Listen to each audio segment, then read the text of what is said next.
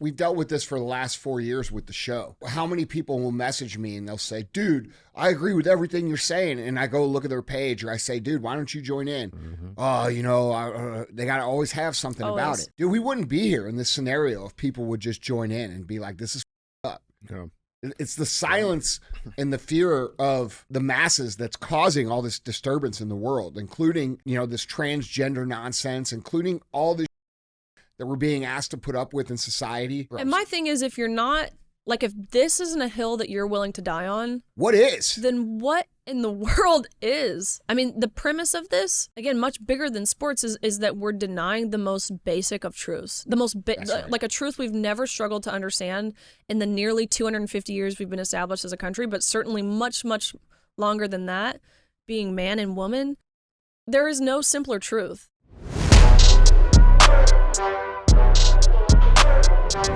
What is up, guys? It's Andy Frisella, and this is the show for the realists. Say goodbye to the lies, the fakeness, and delusions of modern society, and welcome to motherfucking reality. Guys, today we have Andy and DJ. Cruise the motherfucking internet. And that's what we're going to do. That's what CTI stands for. It stands for Cruise the Internet. This is where we put topics of the day on the screen. We speculate on what's true and what's not true, and then we talk about how we, the people, have to solve these problems going on in society. Now, other times you tune in, we have shows within the show. We're going to have Q&AF. That's where you could submit questions, and we give you the answers. If you want your questions answered on the show, you can go about it a couple different ways. The first way is, guys, you can email these questions into askandy@andyfrisella.com. Or you can go on YouTube on the Q&AF episode, and you could drop your question in the comments there. Other episodes we're going to have real talk, 5 to 20 minutes of me just filling your dome with some shit that I think you need to hear.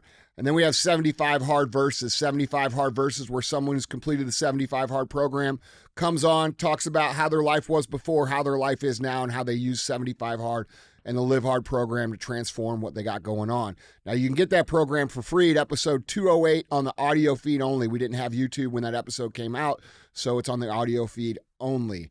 If you're unfamiliar with Live Hard and the 75 Hard program, it is the world's most popular mental transformation program, and it happens to be free. It's free. All right. There is a book. You can get it at andyfrisella.com. It's called The Book on Mental Toughness.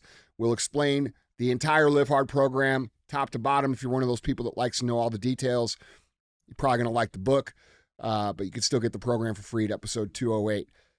Now, there's something about this show that is different than all the other shows. I don't do ads on the show because I don't want to take money from people that are going to tell me what I have to save. So I ask very simply that we make a little deal, and the deal is this. If you get value out of the show, if it makes you think, if it makes you laugh, it gives you new perspective, if it helps you, if it's something that you think needs to be heard, please share the show. We're constantly dealing with censorship, traffic throttling, traffic bans, deplatforming issues. So if you want the message to get out, I need your help. So don't be a hoe. Share the show. All right. Sweet. What's up, dude? Hey. You're peeling over there. Well, dude, listen. You know what that means, right? That means you ain't. That means you ain't black. I mean, listen. I've been black for 28 years. Oh, but now you're not. And I've never peeled in my life. You know what it is, dude? What is it? You were black your first 28. Now you're turning white like Michael Jackson. Is that what it is? Yeah. Yeah. That's what's happening. Credit score gets Sammy over like Sosa. 650. I start peeling. That's what it is. Yeah. Well, hey, dude, we got an amazing guest here for the show today. We do. We have someone who we've covered on the show quite a bit. In depth. Pretty excited to have Riley Gaines on the show with us. What's happening? Oh my gosh, I am just thrilled to be on with you guys. So thank you. This is incredible. Thank you. Yeah, we had a really good time covering this whole thing. It was great. As much as it was a pain in the ass for you. I'm glad y'all did. Yeah, a bunch of hashtags. I mean, it was great. Yeah. Hashtag dick in the pool. I mean, it's like we started that here. So let's just start with this, okay? Because you've been everywhere, and this has sort of thrust you into a leadership role for young women, which is really cool. You're very outspoken, which I love and DJ loves, and I think people love about you. So you show up to swim, and here's this man. Tell me about that. I mean, you said it perfect. That's quite literally exactly what happened. As you guys know, I mean, being an athlete, started training when I was 4 years old, graduated when I was 22, so dedicated 18 years of my life to my sport, right? The time, the sacrifices, the hours, the work that you put in. Went to University of Kentucky, The SEC is the best conference. Have to put that in there. And I loved University of Kentucky. Accomplished some really incredible things that I will forever be proud of. 12-time NCAA All-American, 5-time SEC champion, actually the SEC record holder in the 200 butterfly, making me one of the fastest Americans of all time, SEC Scholar Athlete of the Year, SEC Community Service Leader of the Year, 2-time Olympic trial qualifier, the list goes on. But again, just to reiterate, it's a lifelong journey. Mm-hmm. Junior year, we'll flash forward, dealt with COVID, which was miserable, to say the least. That was the end of my sophomore year, March of 2020. Right, about 3 days before we were supposed to leave for our national championships, which is the meet you work Your whole life for. all your life for. Gets canceled, we get sent home, so we were robbed of an NCAA championships in that way. Come back junior year after a couple months at home. Ultimately ended up finishing my junior year by placing 7th in the country, which, you know, top 8, you're an All-American, it's a pretty high honor, but I wasn't satisfied with this. I wanted to win a national title, which would, of course, mean becoming the fastest woman in the country in my respective event. And so, senior year rolls around, and I'm right on pace to achieve this goal.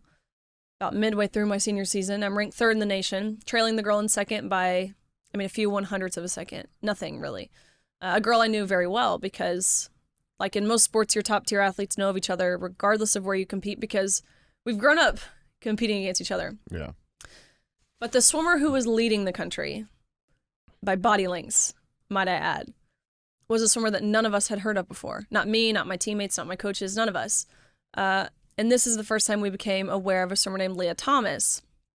Wait, so you've never even seen? No. You see the leaderboards coming in. You're seeing like, who the fuck is Leah Thomas? I see the name. Yeah. I see it. Of course, it's a name I didn't recognize. They were from UPenn, which is not a school that historically or has ever produced that caliber of a swimmer. Leading the nation again by body lengths in events ranging from the 100, which is a sprint, and all of the freestyle events in between through the mile, which is, of course, long distance. And for those who might not necessarily understand swimming, think about that in terms of your Olympic runners. That's like saying your best 200-meter runner is your best marathon runner. It doesn't happen. But that's what we were seeing in this person. And to your point, had I seen a photo, things would have been a lot more clear. But we continued to stay in the dark until an article came out disclosing that Leah Thomas is actually Will Thomas and swam 3 years on the men's team at UPenn before deciding to switch to the women's team. And so when I read this, I was so shocked. Naturally, we all were. Me and all my teammates, my coaches, everyone, we were shocked.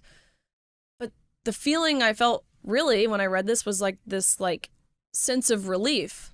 Like, oh, duh, it's a man. That's why this person is beating everyone by body lengths. And I thought the NCAA would see it how I saw it. Even more so, digging into this, seeing that this was a less than average man at that. That's actually probably generous. Mediocre at best. Yeah, he's getting smashed in the men's divisions, It's like right? 400. Duh, he was, men's. ranking 554th Right. in the nation the year prior in the same event. To again now beating every girl in the entire country. But lo and behold, the NCAA did not see it that way, see it the way anyone with any amount of brain activity would comprehend this. They saw nothing wrong with this.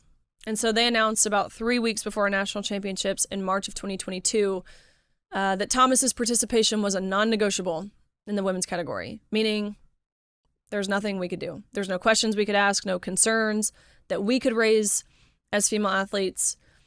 We were quite literally told we had to accept this with a smile on our face.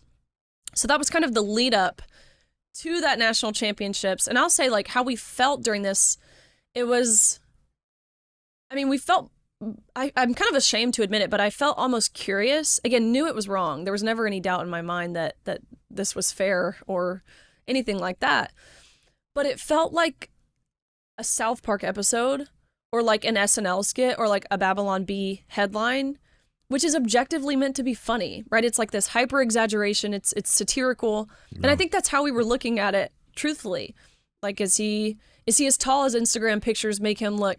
Will he be using our locker rooms? Is he going to sandbag his races to make it look more competitive? We had so many questions. But when those questions were answered, like I said, I felt ashamed for ever feeling curious or intrigued. I felt heartbroken is how we felt.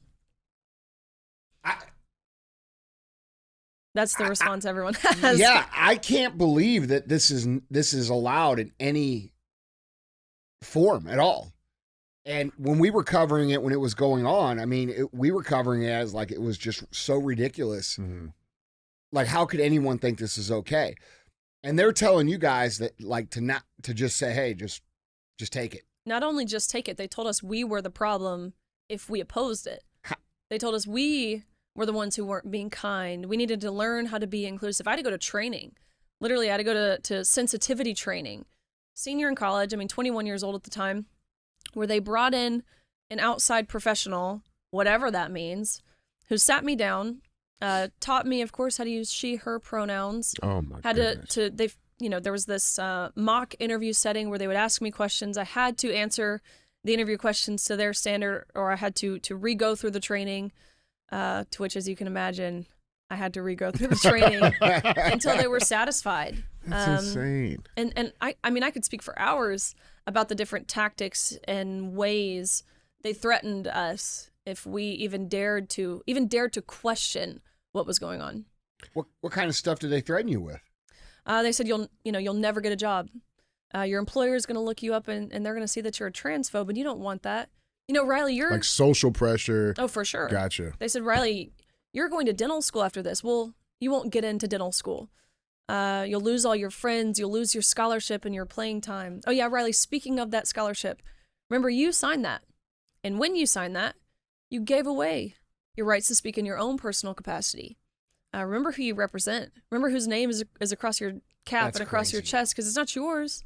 It's ours, and we have already taken your stance for you. Thomas's teammates, they were forced to go to weekly, mandatory LGBTQ education meetings to learn about how just by being cisgender, they were oppressing Leah Thomas. So they didn't like it either. No. Their teammates. No. 16 of those girls sent an email to their administration, to UPenn, expressing their discomfort in the locker room. They had to change. I only had to compete against this man for 1 week-long meet. They did it every day. Practice. 18 times a week, they were undressing fully naked in front of this fully intact man. So they sent an email to their administration, again, 16 of these girls, expressing this discomfort, to which I kid you not, the university responded back with, if you feel uncomfortable seeing male genitalia, here are some counseling resources that you should seek in an attempt to re-educate yourself. And the counseling resources were provided by none other than Campus LGBTQ Education Center. They even went as far to tell these girls that if they did speak up about this, if they said anything, and any harm whatsoever were to come towards Thomas's way, whether it was physical harm, emotional harm, self-inflicted for that matter, they said, then understand you're solely responsible. And that would make you responsible for a potential death, and that would make you a murderer. And you don't want to be a murderer, do That's you? unbelievable. They told these girls they would have blood on their hands. He's definitely still got his thing. Well, he did at the time. He did at the time. And I know this. Did he cut it off? Well, based off of what he posts on social media. Yeah.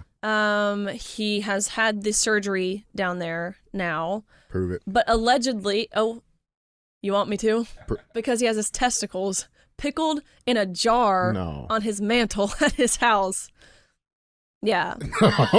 Bro, how is this not mental illness? Like, how are we here?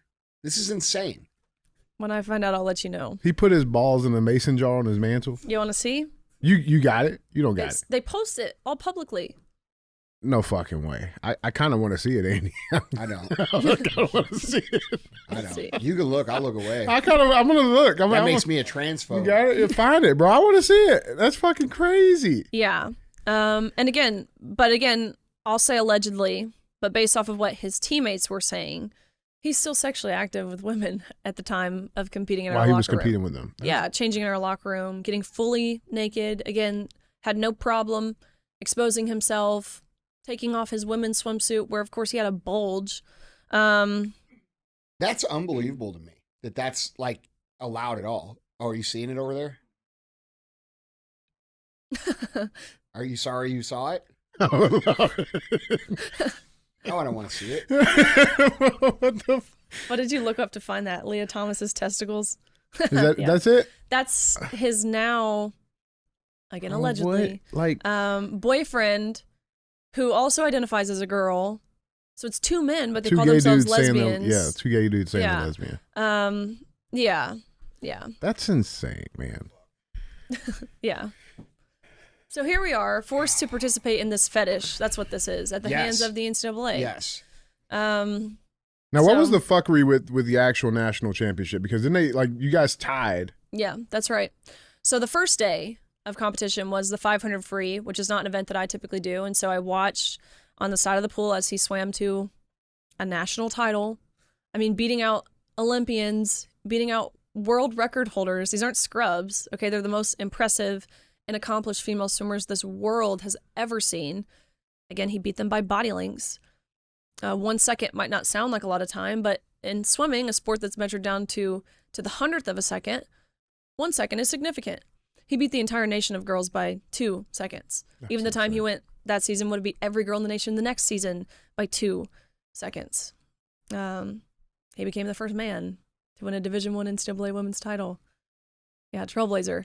But he and I competed against each other the next day in the 200 free. So, of course, get on the blocks, dive off, swim 8 laps of freestyle, touch the wall at the end. I look up at the scoreboard, and almost impossibly enough, we had gone the exact same time down to the 100th of a second, meaning we had tied, which is, I think, number one, incredibly embarrassing for a 6'4" man. He couldn't even beat me. But 2, it's rare, right? Going the exact same time down to the 100th. Doesn't happen that often when you're racing for 1 minute and 40-ish seconds. That's what I call divine intervention. Yeah. Because we get out of the water, we go behind the awards podium where the NCAA official looks at both Thomas and myself. Again, Thomas towering over me. And this official says, "Great job, you two. But you tied. And we only have 1 trophy. So we're going to give the trophy to Leah. Sorry, Riley, you don't get one." I was, my heart rate was still high. Having just competed, my adrenaline was still pumping. And so the first thing that I thought ended up being the first thing that I said.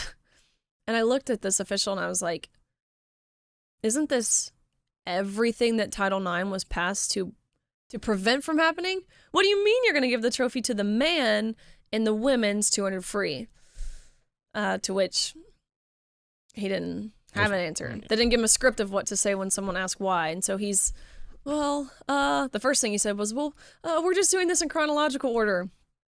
To which I said, okay. Do you mean alphabetical? Because G comes before T. Otherwise, what are you being chronological about? Even in the alphabet, like the LG. Oh, so true. So true. Oh, I guess L for Leo would come before. That was a quick one there, DJ. That's what the alphabet he was talking That's about. for sure. L, got But he ultimately, he looked at me, and I appreciate his honesty. I really do. And understand, he said this with a sad face.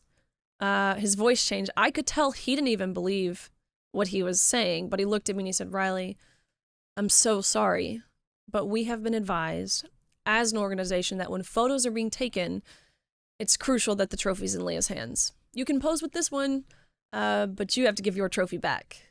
Leah takes the trophy home. You go home empty-handed, end of story." And that was the moment when, for me, like I said, we knew all season. We all did. We knew the unfair competition was wrong. We knew the locker room was wrong. We knew the silencing that we were facing from our universities and administration. We knew all of that was wrong. But it wasn't until this official reduced, again, everything we had all worked our entire lives for, down to a photo op to validate the feelings and the identity of a man at the expense of our own. That's when I could no longer wait. And I say wait because, truthfully, I just figured someone else would say something. I thought a coach will stand up for us. There will be someone internally within the NCAA who says something. Someone with political power, some other swimmer, someone's dad, quite frankly, would come down there and yank this man out of our locker rooms, which I will say I had to refrain mine. My dad is he played in the NFL. He's a big guy. At least he used to be. Now he's kind of just fat. But when I told him that this man was in our locker rooms, because we had no forewarning, nothing like that. The first time we knew that this was happening was when we had to, we were being exploited and we were simultaneously being exposed to this. And so I called my dad. I'm like, Dad, this man is in our locker room. He said, I'm coming down there and I'm going to handle this myself. To which I had to say, Dad, we already have one man in the locker room. We don't need to, and you'll go to jail. And he would be in an orange jumpsuit right now. So this dude's changing your guys' locker room at this tournament. Yeah. Fuck. Yeah. Yeah. Now, you mentioned on something because one of the things that we've always covered too, because you talk about, you waited to, hoping that somebody would step up, somebody would say something. And that's always something that like kind of perplexes us on the show. It's like, where is, you had this movement of feminism, right? And like, listen, there's been plenty of great advancements that's been made in society. Right to vote, there's been plenty of things, right? Like the Title IX that you talk, like everything has been done to get women in this country to a certain standard, right? And it's great. And then to have this dude walk in and just fucking ruin that, completely shit on all of that, right? That's what he did. But we always talked about like, where are these diehard feminists? You would think that there would be more cry from there, you know what I'm saying? Because like, okay, women's rights, but this is a dude, like did you have, like, what's your thoughts on that? It's those same women who fought relentlessly for Title IX 52 years ago now.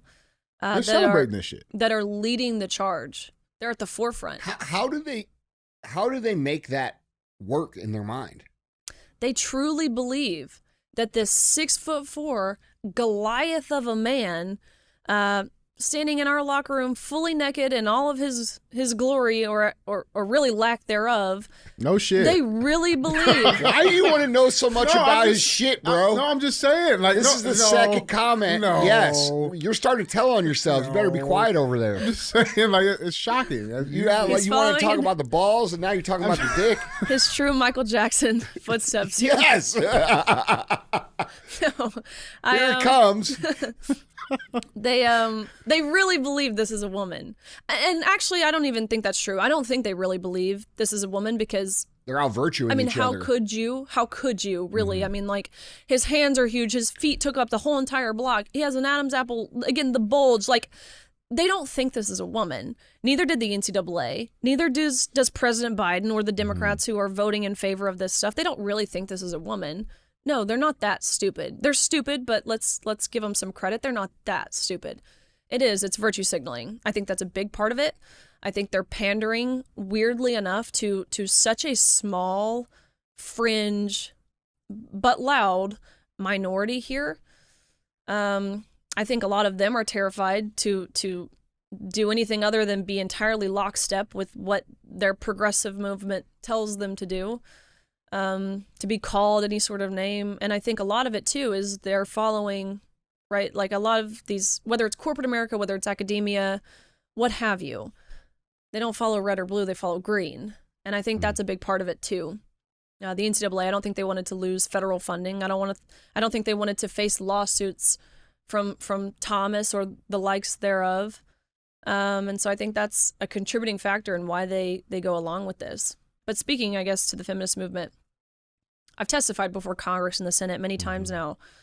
And most recently, sat in front of Congress, which it's unfathomable to me that a recently 23 years old at the time, has to go to D.C., sit in front of Congress, I mean, the beating heart of the American Republic, and explain to them that men and women are different. And then to be on the other side of this table and watch as they have these super confused looks on their faces. But that's what I was there to do nonetheless. I was sat next to one of the witnesses, one of the expert witnesses, who is the president of the National Women's Law Center. And in her opening testimony, she said that women should just learn how to lose more gracefully. And I'm sitting there thinking to myself, she proudly calls herself a feminist. And did she just say that young girls and women should learn to lose more elegantly, more gracefully? That's the word she used. So, and Billie Jean King, right? That's who we have to accredit Title IX to. She played in the Battle of the Sexes and she won, and it was this huge feat for women that propagated women forward, not just in athletics, but as you said, as I mean, in the world, in the workplace, within our personal relationships. Billie Jean King is now actively fighting for male inclusion in women's sports and women's spaces. So now all of these girls who practice their whole lives, who spend thousands of hours at the pool or thousands of hours at their sport, it's irrelevant now because a guy can just say, you know what, I'm not very good at this, so I'm just going to go compete with them. You know, it's 534th here. I'm Bro, going to be number one over here. People don't understand. If you're not an athlete, you can't understand how fucked up that really is. Because the amount of time, we come from sports as well, the amount of time that goes into a sport from the time you're, 5, 6 years old, to be competitive at this level, and then to have it disgusts me. It's disgusting, and I don't give a fuck what name they call me or say whatever. But like, dude, this is bullshit. 100%. It's communist shit, dude, is what it is. Well, that's my thing too. Like, I feel like there is a much more sinister undertone here. You know what I'm saying? It's like, you know, like why would that representative from the NCAA? Well, we were advised by who? Like, who made that advisement? You know what I'm saying? Like, why is like. There is something evil, I think, underneath all of this that's really pushing all of this shit. And like, you know, and it's very evident too, because when you look at it, why don't we see it the other way around? Why don't we see women, you know what I'm saying, going to the football field and, you know, laying out fucking Patrick Mahomes? You don't see it.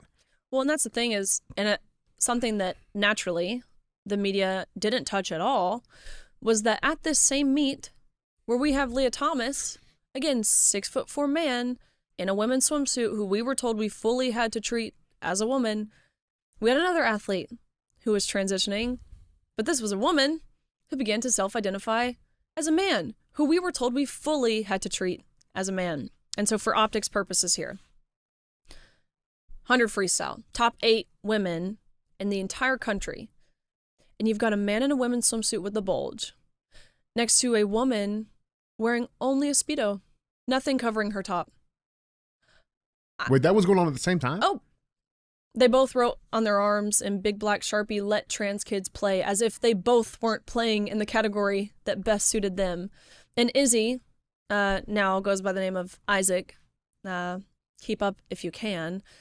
Swims at Yale, which, like, of course, swims at Yale, which I think begs the question of what's up with the Ivy Leagues. Mm-hmm. No, it's and why I feel so compelled now to shout out the SEC or these Southern schools, because it's insane. I mean, all large institutions are crazy and certainly liberal, progressive, but what the Ivy Leagues are doing, oh my gosh, places that are supposed to be known for their prestige, forget that. That is long gone at this point.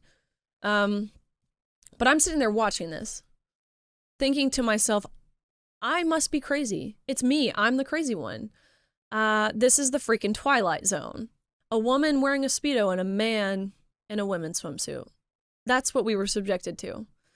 Insane stuff. But now, to your point, Izzy/Isaac did compete with the men after this season. Went from being an All-American, I think she finished 5th in the 100 freestyle, which is an incredible achievement, 5th in the country. Went on to compete in the men's category. Finished dead last every single time. The one meet I watched of hers the next season, the only man she beat was a man who had one arm. Oh, fuck. Yeah. If your initial reaction is to laugh, that is because it's like that South Park episode I was referring to. That is South Park. But it's reality. South Park can't even make it up. Dude. So fucked up. Yeah, man. It is what the fuck it is. So how did all the other, because like you were very vocal right away. Yeah. And how did the other, like your teammates, and like you said, you know, when you're competing at that level, it's a tight-knit community nationally, not just at your school. What were they saying to you? I had all the support in the world. But how come they didn't stand up with you and say, hey, we don't agree with this? Terrified. Of what? So for a while I had sympathy. I kind of understood. I'm like, you know what? I'll bear the burden. I'm fine. I can take the arrows. Yeah. And I can. I don't care. I never really have. So whatever. But that sympathy in learning about the topic and learning about our culture just understanding what's really happening, understanding it's not just about not holding a trophy or having to share my spot on the podium with the man. It is so much broader than that. That sympathy has worn entirely thin. I don't have sympathy anymore. I think these other girls, specifically more so the adults, right, like the coaches and the parents, what they are weak-kneed, spineless, morally bankrupt cowards. Yeah. Is what they are. And now I understand, and again, I didn't at the time because I believed a lot of what we were told. I believed that I would be ousted, I would lose friends, all of those things, which has not happened. I haven't lost a single friend. I haven't lost a single opportunity. My dental school that I got into, that I was attending, scored in the top percentile nationally of the dental admissions test, could have gone anywhere that I wanted, had all this scholarship money awarded to me. I was so nervous to call the dental school and tell them that, I was going to delay my life plans for a bit, kind of veer off this path. I called them and I was so vague. I'd been outspoken at this point, but I didn't know what they knew about me. And I said, hey, something personal has come up in my life. I'm going to have to put a pause on this for a little bit. And they said, Riley, we know who you are. We know what you do and we love what you do. You keep going. Dentists are a dime a dozen. But what you're doing is far more important, far more necessary and urgent than being a dentist is. Whenever you want to come back, your deposit, you have a spot here. That's awesome. Not what they told me would happen. Right. So all that to say, I now understand that silence, it is complicity. If you're not willing to condemn something, you condone it. And I that's the feelings that I had before speaking up is that moment behind the podium, right? The whole trophy incident. Like, I felt guilty. That's how I felt. Like, I felt like this overwhelming sense of responsibility. I felt compelled. It's because I had just participated in the farce of it all. And I wanted someone to stick up for me, but I wasn't even willing to stick up for myself. That was kind of my thought process. And so the support, so many people in secrecy or in private or through direct message saying, you keep going. Thank you for doing what you're doing. You're fighting for me or for my younger sister or for my daughter. And I would say, this is great, but would you put your name to it? Renowned athletes, both male and female, that everyone knows who were messaging me. And they'd say, no, I have sponsorships. No, I have endorsements. I've got deals. I can't, but you keep going. Even the president of the NCAA, Mark Emmert at the time, who publicly released a statement saying, word for word, I unequivocally stand in my decision to allow Leah Thomas to swim with the women because it's based in evolving science, whatever that means. But privately, I see him at this NCAA Woman of the Year Awards, where I was nominated from University of Kentucky. It's the most prestigious honor for collegiate female athletes. Each university gets one nominee across all their sports teams. And my school chose me. I was so honored until I realized that NCAA Woman of the Year was not exclusive to just women because Leah Thomas was also nominated for this award. Anyways, I see Mark Emmert at this event, to which I'm like, there's no way he's escaping me. And he says to me, you keep fighting. You keep going. But the audacity for him to say keep fighting as if he's not the one I'm fighting. But everyone's response is the same. Same as the guy behind the podium, our hands are tied. But who's tying your hands? You're the president. Yourself. Dude, we have this problem here. We've dealt with this for the last 4 years with the show. How many people will message me and they'll say, dude, I agree with everything you're saying. And I go look at their page or I say, dude, why don't you join in? Oh, they got to always have something about it. Dude, we wouldn't be here in this scenario if people would just join in and be like, this is fucked up. Yeah. It's the silence and the fear of the masses that's causing all this disturbance in the world, including, this transgender nonsense, including all this shit that we're being asked to put up with in society. Gross. And my thing is, if you're not, if this isn't a hill that you're willing to die on, what is? Then what in the world is? The premise of this, again, much bigger than sports, is that we're denying the most basic of truths. The most, right. A truth we've never struggled to understand in the nearly 250 years we've been established as a country, but certainly much, much longer than that, being man and woman.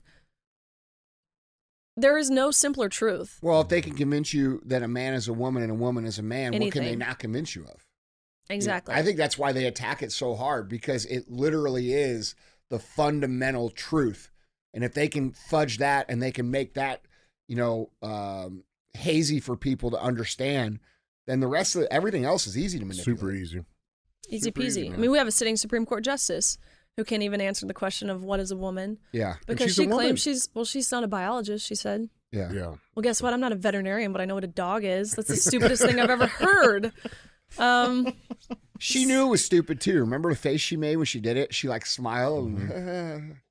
It's insane. So all of this goes down, and you talking about how you move down this different path. So what's this chapter of Riley Gaines look like now? Gosh, it's a whole lot of activism, really, which I was so hesitant for a long time in calling myself an activist, because I picture someone with like blue hair who's screeching like a banshee, and that's not me. Yeah. But no, I proudly am an activist. I spend my time talking and teaching lawmakers how to talk about these issues, testifying in different states. That's a big part in what I do. Speaking on college campuses, going to these universities, putting myself in the belly of the beast. And many times, right, like Harvard, Princeton, Cal Berkeley, you name it. But that's who needs to hear it. And what I found in doing that is these people, while we might not agree on quite literally anything else, there are a lot more people who are on the same page on this than it seems. And the way our media is portraying it, or the way that our elected officials are voting, making it seem as if this is divisive or falls entirely on party lines, is entirely wrong. It's funny you say that, because, I was actually talking to Hawk Newsom last night about this. So DJ has this friend, his name's Hawk Newsom. Yeah, okay. He's the leader of BLM. I just went off on his post earlier. Up in New York. We had him on the show during all the BLM stuff. And dude, we disagree on like almost everything. And he's even like, what the fuck is this shit? And I'm like, bro, I know. And I haven't met, now that you say that, I don't think I've met one person, no matter how progressive they are, that has told me like, yeah, I think that men should be in women's sports. My Uber driver on the way here, big black guy, so nice. You still got your wallet? I gotta check. No, I'm kidding. He was no, he was so great. And so what's wrong with you? I'm sorry. We get to talking, and he's, you know how you can tell when someone like kind of recognizes you, and he was, asking me, where are you from? I'm from Tennessee. Oh, where'd you go to school? Kentucky. He said, I know who you are. You're the swimmer who went to Kentucky. Thank you for doing what you're doing. He said, that's awesome. I am so frustrated with the way this country is going. He said, I'm so mad that people look at me and they assume I think one way. Oh man. And it was so like, it was like the honestly the greatest Uber I've ever had on my way over here today. That's awesome. But it was, yeah, he's like, look, me and my people, we're not on board with this stuff. He was telling me that he's so frustrated because with both sides, and I understand, he said, Joe Biden, he says that he thinks if you're not black, if you don't vote for me, he said, what an insult to my intellectual capacity. That's right. So it was like a revitalizing moment for me. It gave me hope for humanity. It really did. I think the black communities are starting to really understand that these people look at them as pawns. Oh, for sure. And they're starting to really get pissed off about it. Sure. Like when they get up there and say shit like, black people don't know how to use a computer, so they can't have access to. It's like, dude, what the fuck? Mm-hmm. Well, even the whole rest of the LGBT whatever community, they're being used as pawns too. Oh yeah. And I think they're starting to understand, like lesbians, right? Like I've talked to so many who they call themselves lifelong liberals, who are like, what makes them think that we want naked men in our locker room? Yeah. We're attracted to women. We don't like naked this women either. cool, but Yeah. like, And then they're being called transphobic. Yes, because they don't want to date a trans woman. yeah. Right. And so I think they're starting to understand that the gender ideology movement is inherently homophobic. Yeah. Mm-hmm. And so I think that's the thing it's too, waking man. a lot of people like, up. People are realizing that like none of the shit that we're seeing came from the people. Like these were not You know what I'm saying? Like none of this stuff, none of these movements, like who started these movements? It wasn't actually people, like groups of humans in this country, like normal citizens that created this stuff. This stuff is evil, sinister stuff that is being pushed down and shoved down our throats at every single turn we make in books. Bro, kids' listen, classes. there's books about this. If you read Rules for Radicals, or you read Marx, or you read any of this fucking Marxist communist shit, diluting truth is a big part of the manipulation process. Right. And so that's what we're dealing with. And that's why we deal with these social constructs such as political correctness, which nobody in here gives a fuck about, cancel culture, the silent majority, making that a virtuous thing. Don't say anything and then you're virtuous. All of these things are geared towards them controlling us and making us question what is true, what's not true. And then you throw the internet on top of it and the amount of shit that you could put out that's not even actually true. It's hard. It's hard for people to filter through and understand that it's not just like an accidental trend or the ways of the world. Exactly. Well, if you have any, like even the slightest understanding, which I will admit, like I never took a government course. I never had to. I never had to take history. But in reading and learning and understanding now, right, like the denial of truth, like you say, but even the shift in language, like it's no longer woman or mother or female. It's like cervix haver or uterus owner or menstruator or bleeder or chest feeder or birthing person, birth giver, egg producer, whatever other like derogatory term they can come up with that ultimately reduces women down to their biological functions and capacities. It's ridiculous. I haven't heard some of the egg producers. No, that's what our Assistant Secretary of Health, Mr. Rachel Levine. Oh, that makes sense. That's what he says. He says his women are egg producers, which I think is hilarious because by they're like this chickens. own standard, he's not a woman. And he's obese, No which shit. is bad for our Secretary of Health. So here's this motherfucker saying egg producer, and he's saying he's a woman, but he doesn't produce eggs. Can't produce eggs. It's hilarious. You can't make it up. Oh, but man. even like this verbiage of biological woman, which we hear all the time, and both, like, everyone says it. Right-leaning media, left-leaning, everything. They say, oh, this biological male, biological woman. And I adhered for a while. I thought it was necessary in making the distinction, right? Like I'm a biological being, I guess, made of biological matter, and I'm a female, therefore I'm a biological female, and Thomas is a biological male. And then I'm sitting there one day, and I'm like, took a lot of upper level math courses in college, and I'm like, if this was algebra, wouldn't that word biological just cancel out? Like, why in the world are we saying that? And it hit me what we were doing. Mm-hmm. We're playing their game. Yep. And it's so dangerous because it's subconscious. Like, we don't even know, which is how they want us to be. Subconsciously admitting that there's an unbiological alternative to being a woman or a man or a girl or a boy or a male or a female. And there's not. God created the only distinction we will ever need when he created man and woman. Even the verbiage of sex reassignment surgery. All things, I'm just mentioning some things I've learned, like, it sounds harmless in its nature, like sex reassignment surgery. But when we say it, you're admitting that you can reassign your sex.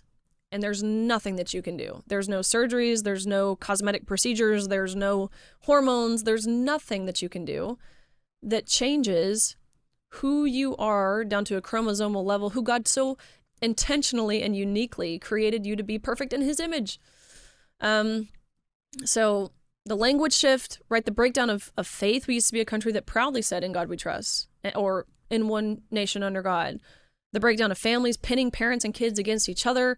The breakdown of our freedoms, such as the freedom of speech, right? Preying on our most vulnerable, that being women and children, the propaganda that's being spread, not to mention, the wanting to take the guns, all kinds of different things. But if you lay all this out for what it is, it really is like Marxism. Yeah. Or communism or some sort of socialist regime. And you talk to someone from China, North Korea, Germany, Cuba, Brazil, Venezuela, the Czech Republic, any of these countries that have once or currently embraced this Marxist regime, and they'll tell you that it's a slippery slope, and it's a slippery slope that by the hands and feet of our own leaders, we're actively being led down, which is a scary thought. Man. I think, I've said this on the show a million times, but dude, we're in the midst of a communist revolution. Like, it's happening right now. It's happening. Like, look at what they're doing in terms of the weaponized court system. With their not just to Trump. Crazy. Look what they're doing to other people. Steve Bannon today. Yeah, he's going to jail for but it's 4 the months. same thing that Hunter Biden did. Yeah. Dude, or you look at and you could say whatever you want about Alex Jones, but they fined him $1 billion. They're about to raid his shit. Bro, this shit's crazy. Yeah. And I don't know why more people don't see it.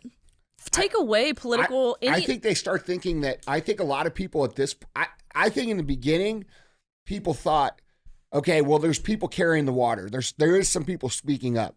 You got Rogan saying shit. You got you got Elon saying stuff. You've got a number of big names saying things. So they say, oh, well, I don't have to do that here. And then now we're getting to the point where they're jailing people like Trump, or potentially, and they don't understand that the next level of jailing is all those people that you think are carrying the water because you haven't spoke up. And if you go back and look at what communists do and how they do shit, they make an example out of someone big, and then all the supporters underneath go bye-bye, and then you're left alone. And so if you have a patriotic bone in your body, or if you know that this is wrong, you have a duty to speak up, because they can't fucking arrest us all. They can't fuck with everybody at the same time. And that's our biggest problem. We have too many people who are willing to let other people be the voice instead of just contributing in their own way. Like, hey, dude, share this clip. Say this. Tell your friends at work that think this is real that it ain't real. Like, just simple shit. Be the voice in your little circle. Yeah. Those things matter more than some 5 or 6 or 10 big people saying it. What matters is all the individuals who believe this but aren't saying anything, just speaking up. And what you'll find is that everybody agrees with you. Like you said, people come to me all the time and they're like, dude, how do you do what you do? What are you talking about, Easily. dude? People love it. Easily. Yeah, like everywhere I go. Like no one's out here like kicking my ass going down the street. Like everywhere I go, people are like, damn, dude, thanks for doing this shit. This is awesome. It's like, okay, well, let's do your part, bro. Totally. Yeah. No, I agree entirely. 100%, man. Well, you guys want to do some cruising? Yeah. Want to see what's out there? Yeah, well, thank you for doing what you're doing, for real. It is awesome. It's needed. Well, and I know it's nothing to crazy you. that You're it just is. doing what you think to be is right. It's that simple. Yeah. And it is. It is, to your point, people say all the time, it must be so hard. It's the easiest thing in the world to say that men and women are different.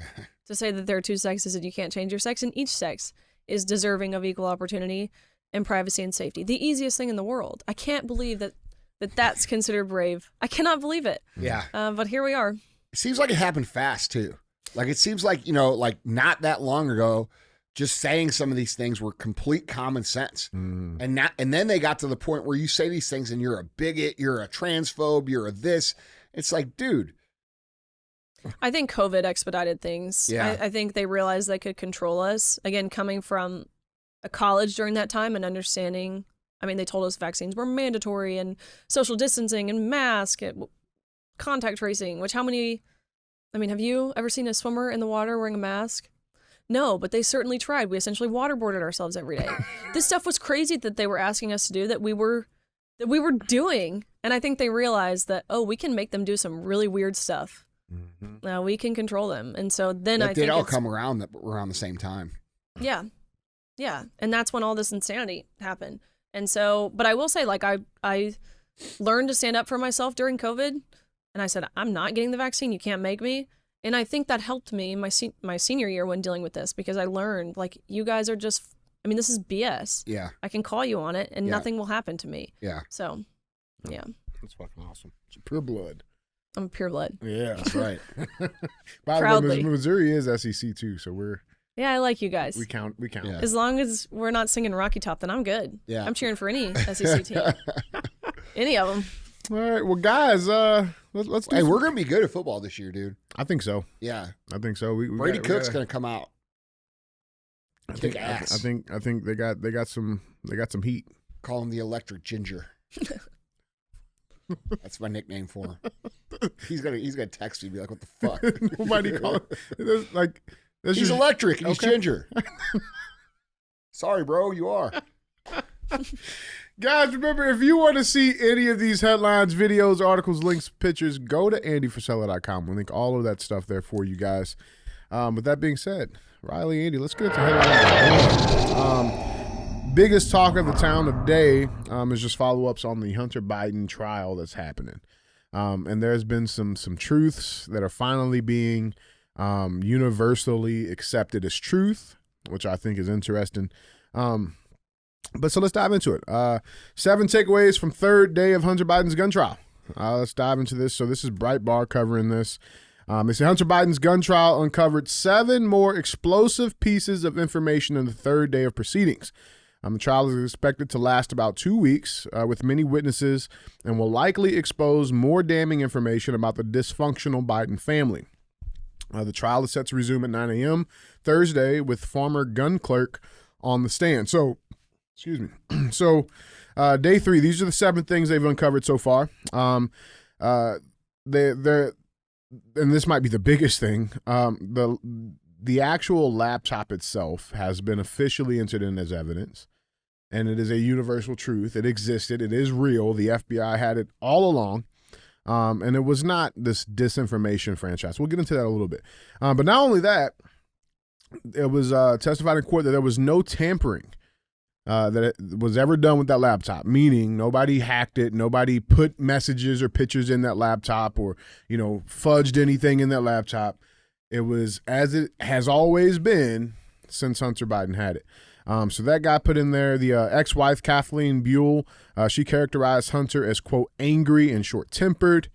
President Joe Biden reportedly is having trouble focusing on work because he's obsessing and worrying about his son's gun trial in Delaware. Apparently, Hunter smoked crack every 20 minutes or so. Wow. Per his ex-girlfriend, Zoe Castan, she testified about their rampant drug use during their 2-year relationship from 2017 to 2018. Now, I don't know about you guys. I've never done crack, but that seems like a lot. Like, you're going pretty hard. Like a lot of crack. That's a lot of crack. Every 20 minutes. A lot of crack. Castan also testified that she helped Hunter buy drugs. The jury apparently appeared to struggle to remain attentive at times. And then Hunter's missing revolver also appeared at the trial after 6 years, which means they also had that since day one as well. So there's a lot of things uncovering. But let's touch on this laptop thing because I think that's the big issue here, right? We covered this laptop. And I think the quick line for those that don't really understand this laptop came out in 2019, right? There was an article that was going to be produced. Rudy Giuliani is the one that kind of, hey, there's this laptop that has all this damning evidence, right? And then the moment, and this was, a month out from the elections, okay? All of this stuff comes out, and then all hell breaks loose. They deny that it exists. They start censoring Americans. They censor social media companies that try to talk about it. Any post that gets tried to talk about this laptop gets censored. They censor any type of story that comes out about this. And then they also, do you guys remember that list of people? Like I said, they censored the Twitter files and covered this.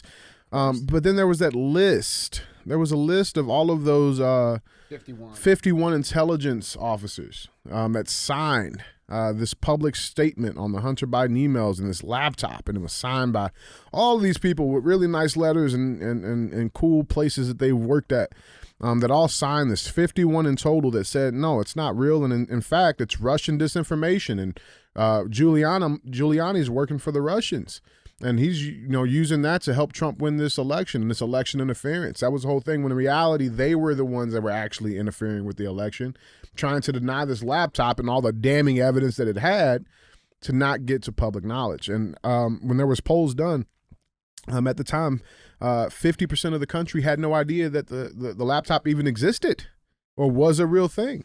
To the point, I got a 20-minute clip here, and we won't play the whole thing. I saw but this thing is going viral. So this is it came out from this profile, Kanokia or whatever, Kanekoa the Great.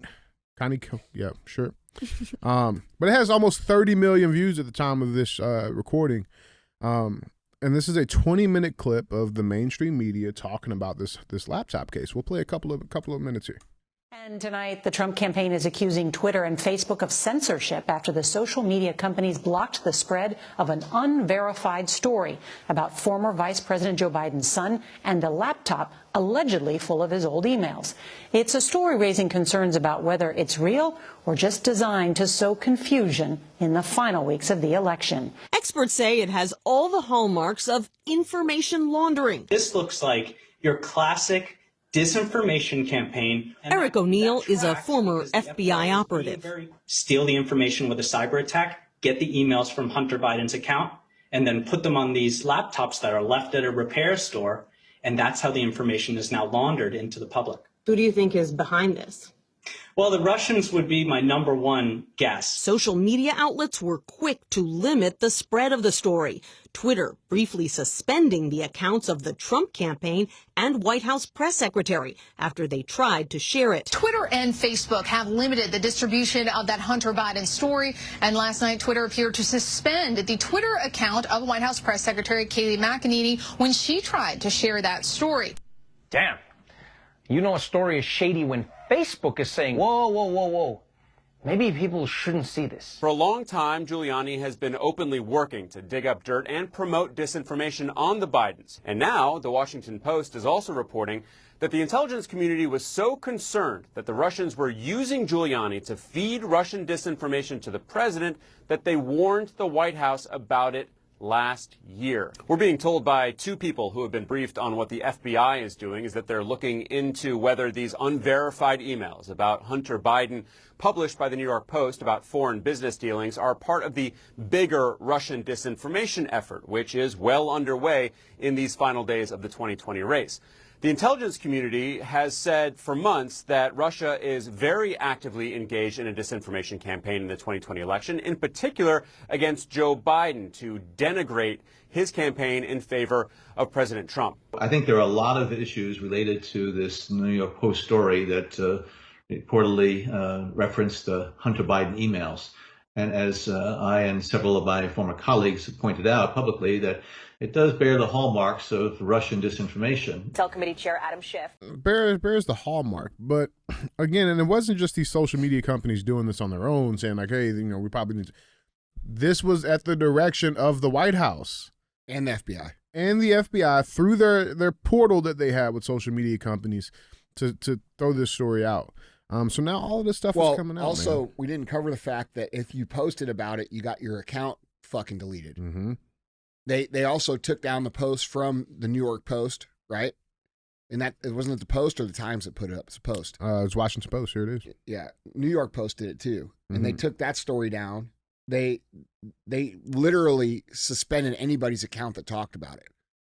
This is a month. That's before election. That is election interference. This is wild to me because, I mean, I could vote in 2020, and I did vote in 2020, but being in college and I mean, I've always been a Christian first and foremost, which aligns conservative. So I've always been conservative, but I had no idea that, I mean, learning about it now, I think back to 2020, I had no idea that this stuff was happening, the censorship. It's so crazy to see now being involved in like the politics space. I had no idea, even always being conservative. Well, I don't think anybody really knew like how deep it was, but more importantly, like who was doing it. You know what I'm saying? Because it, like the argument is like with the censorship shit is like, okay, I'm Twitter, right? And this is my platform. It's a private platform, and if you want to come on my platform, you agree to my terms of service, and if I don't like what you're saying on my platform, then I can remove you. That would be fine, right? Like legally, constitutionally, that's fine. But that's not what was happening. It was people at the White House, at the direction of the FBI, at the direction of the they are literally reaching out to Twitter saying, hey, we don't like what Riley Gaines is saying. Which is a violation of the First Amendment via proxy. Because and God you have bless the Elon government, Musk. It's at the direction of the government, which is like, that's what messes all of this stuff up. And it's sad, man. It's sad because had more Americans knew what was actually happening with that laptop, knew what was going on with all of that stuff at the time, would Biden even be president? And yeah, you say had more Americans. It took a South African to buy Twitter. He cares more about our freedoms than Americans do. Yeah, Which it took an African American. Yeah, it took a What? It's true. He's an African American. He What? is. Nothing. I'm not arguing. That's an accurate statement. It's just sad, man. It's sad. And now you got all of this stuff coming out. And so they're finally now agreeing. Don't forget they hit Giuliani with like $150 million too. Yeah, they did. Bro, they destroyed that little old man, man. I felt bad for him. Well, they're still after him. They're still after him, you know. So what do we got? I mean, do we think I hate asking this, you know, what do we think is going to happen? Why do both these fucking guys have that stupid crooked smile? Where the fuck does that come from? I don't know. I see Hunter's got crack tooth. crack tooth. I think it was point 3 and like the 7 points that said President Biden he can't focus because he's so worried. I'm like, no, he can't focus because he has dementia. Right. Dude, did you see what happened today? That's why he cannot I got focus. it. Oh, you yeah, do? he looked like he crapped his pants. He did shit his pants. If anyone who has a toddler knows that face, they know that face, they know that stance. That is a 100% fact. That is verified. 100%. Yeah, it'd be interesting to see what comes out of this, man. You know, I think also to mention too, Congress, the Senate just referred criminal charges against Hunter Biden and the uncle for contempt of Congress. The same exact thing they're getting Steve Bannon on right now. And so, again, if they're saying there is no politicization, they're saying there is no bias in the system, why should if you do the exact same thing that, this person, you should get the exact same crime, right? Like you should get the exact same punishment. So we'll see if that standard's being held, man. I think we know that's not being held. No. Well, I think in the Trump trial, we see it's not only the courts and the judges, it's the juries, it's the expert witnesses, it's the media. Like all of it has become this hyper politicized weapons, really. Yeah. So it's and again, it's sad as a young person to watch this unfold, knowing, at least feeling like I have a relatively okay understanding of knowing what this means for the future.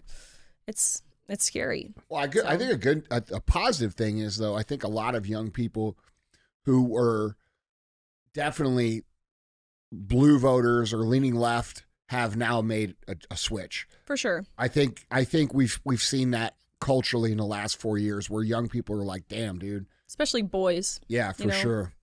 Like college age guys, like, come on. Yeah. And we saw that too with all the stuff going on in the Middle East, right? These protests and all this stuff. Yeah. And towards the end of like the semester recently, we saw almost this counter revolution by these frat boys, these fraternity brothers. But it was awesome to see. Like it gave me a lot of hope. Like, cool. Yeah, these people and all they did is hold the flag and sing the national anthem, but that it says a whole lot. Yeah. So it's pretty cool to see. Yeah, I love seeing it too. Yeah. Well, guys, jump in on this conversation down in the comments. Let us know what you guys think. What should happen to Hunter? That's what I want. That's what I want everybody to say. Every 20 minutes. Yeah. Smoking That's crack. insane.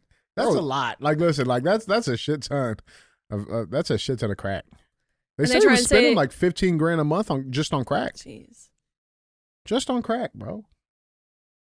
That's insane. Yeah. No way what they found in the White House isn't his. Yeah, exactly.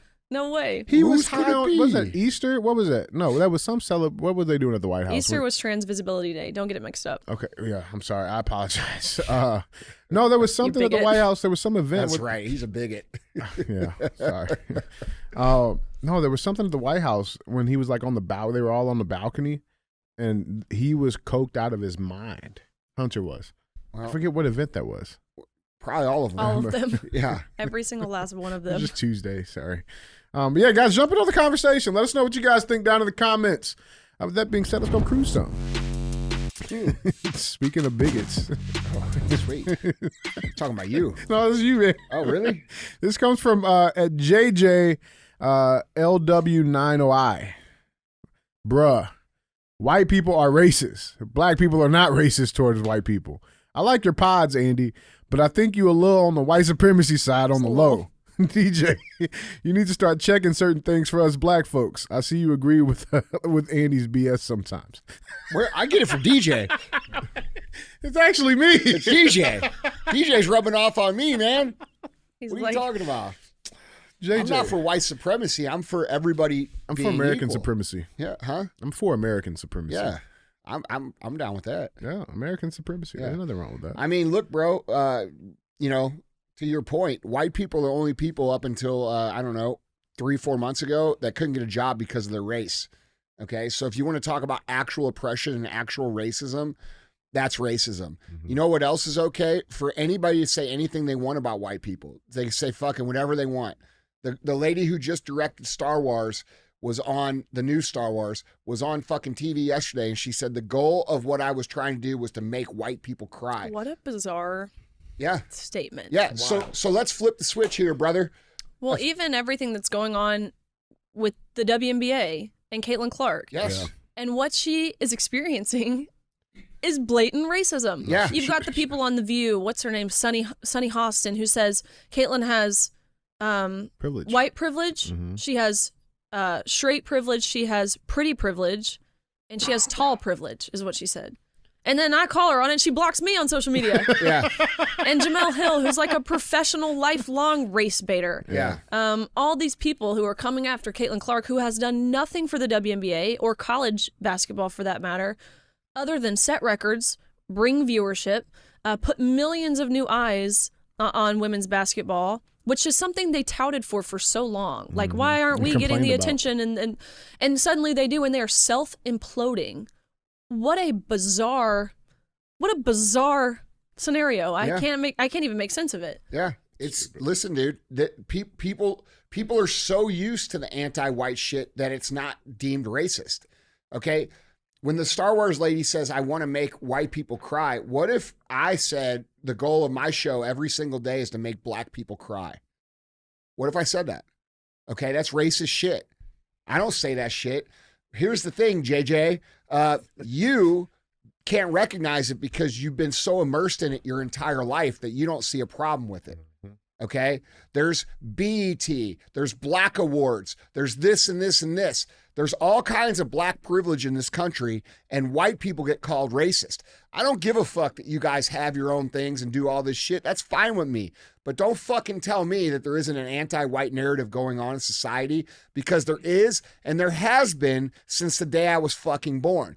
I'm not allowed to say I'm proud to be white. You're allowed to say you're proud to be black. Latinos are allowed to say I'm proud to be Latino. But if a white person says, oh, I'm proud to be white, it's white supremacy. Okay, so, bruh, you don't know what the you're talking about. Yeah. And if you like the podcast, maybe listen to it a little closer. Right. Yeah. I'm not JJ. Yeah, dude, yeah. I'm surprised it wasn't Yeah, little JJ. and listen, man, I'm not trying to be a dick, but like, dude, you're wrong here. You're wrong. And the thing is, if you were sitting right here, we would have a civil conversation explaining why you're wrong. I could go to the internet and find 1,000 examples of black people saying ignorant shit about white people, and you have a very hard time finding public figures that are saying that same shit about black people. In fact, I can find one. It does really. Joe Biden. Yeah, that's right. I'm saying, yeah, like, I mean, that's right. That's so but true. that's not white supremacy. That's just that's Democrats. So. Yeah, well, they get a pass because he's fucking a insane. Democrat. But the point of this is, guys, is that if we're being honest and we want a functioning society, we cannot look at people's skin color and judge them on it. We have to look at people as a character, just like Martin Luther King fucking preached. You can agree or disagree whether he was a Marxist or a socialist or this or that. I don't care. The guy's message was real and it was true. We need to be judging people on the content of their character, not the color of their skin. Judging people on the color of their skin is low IQ, all right? So while you say white people are racist towards black people and black people are not racist towards white people, then why on the internet is there millions of fucking black people saying that sounds about white? Mm-hmm. Why are black announcers like Jameel Hill or any of these women in the WNBA be able to say this shit about Caitlin Clark like it's no big deal? But if one white announcer said anything close to that about a black athlete, their career would be over. So you tell me where the double standard is, bro. All right? This isn't about me being white supremacy on the low. If we're being real, DJ's white supremacy on the high. No argument there. I mean, just saying. So, yeah. So, like, listen, guys. Replay that, JJ. We'll just watch that whole thing, man. Bro, I'm just saying, brother, like, you're wrong here. And it just is what it is. If you pay attention a little closer, you're going to see that I'm right. And by the way, I love you, dude. We're all the same kind of people. This isn't a black-white thing. I'm trying to stop that shit. Now, that's a black thing right there. Okay, all right. Yeah. I'm just saying, look. You You see gonna what tell I'm me he's drinking white now? supremacist and he made a drink for me? Yeah, how can I be a white supremacist? I'm drinking grape energy Come on, drinks. man. He's just Doesn't even make any sense. It's just appropriation, bro. Let's get to the next one. We got. Well, that's a whole nother thing. Okay, white people are appropriating black culture because they wear Adidas and fucking dress like they're in a hip hop video, which is fine. Okay, but black women wear a blonde wig and it's totally cool. We're culturally appropriating you, but black women can wear a blonde wig and it's no big deal. So Even the whole idea of like blackface, right? Understandably, is not an inherently good thing. But I think with this whole trans movement, just kind of relating it back, it's like, is that not woman face? Like, Yeah. are you not appropriating? exactly. It's the same shit, man. Yeah. Same shit. Next comment comes Well, from. hold on. Anyway, JJ, I appreciate your He's not comment, done. bro, but I disagree with you. Our next comment comes from at Mirza Husic. Is that how you say that? Husic. Madat speaking facts. Us Bosnians struggled with shit being stolen. Yeah. 8 bikes stolen. 8 You didn't have 8 I bikes. swear to God, it was 8 bikes stolen. is all white people, wasn't it? All black people. JJ, come get your boys. That's what I'm saying. You worry about the wrong Andy. You worry about little Andy. That's what you need to worry about. This next comment, this was a real one, comes from Ed Officially D. Johnson. If this comment gets 5,000 likes, I get a trophy. I got 2 likes. I think you get a trophy, though, for the one yesterday. Do I? Yeah, I think Do that was we? good. Yeah, he gets one. Please? Okay. Yeah, that was a good one. All right. Yeah. All right. Well, Well, that all that's that the means, show, guys. Appreciate all you. that means is you get one back that we took away. Yeah, you don't get a new one. All right, and I got one more comment here quickly. This comes from at Isaac Poti 248. I drank a grape smash. How do I tell my kids I won't be around? Also, how do I tell my oldest I stole his bike? Bro, come on now. I love you guys, man. I love it. It's awesome. Yeah, it's That's funny. fucking great. Guys, we appreciate you for being real ass fans, man. Thank you guys. Keep liking, keep commenting, keep subscribing. And I tell my kids I won't be around.